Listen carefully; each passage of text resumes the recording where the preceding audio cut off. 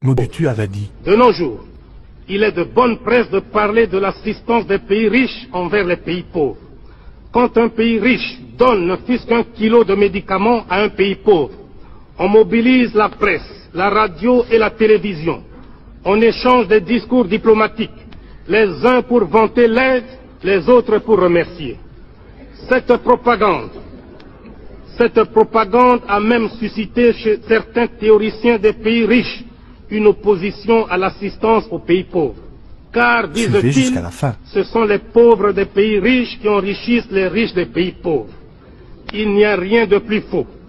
Car, si on examine bien, on constate que paradoxalement, l'assistance profite avant tout aux pays donateurs. En effet, quelles sont les formes d'assistance? On peut en distinguer notamment trois. Les bourses d'études pour les étudiants, l'assistance en personnel, l'assistance financière.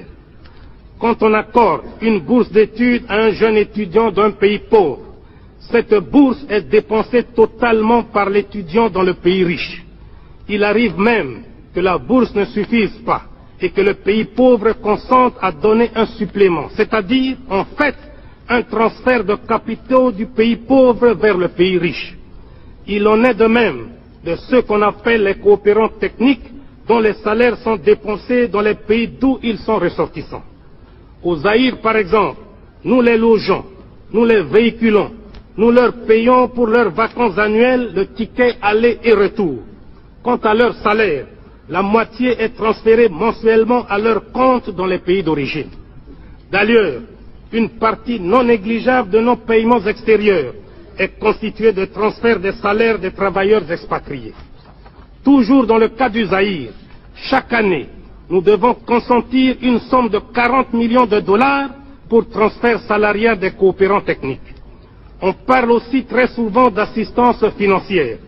Mais, si on y regarde de très près, on constate que les crédits des pays donateurs sont d'une part grevés de conditions de fourniture d'équipements et d'autre part assortis de taux d'intérêt exorbitants et de délais de remboursement très courts.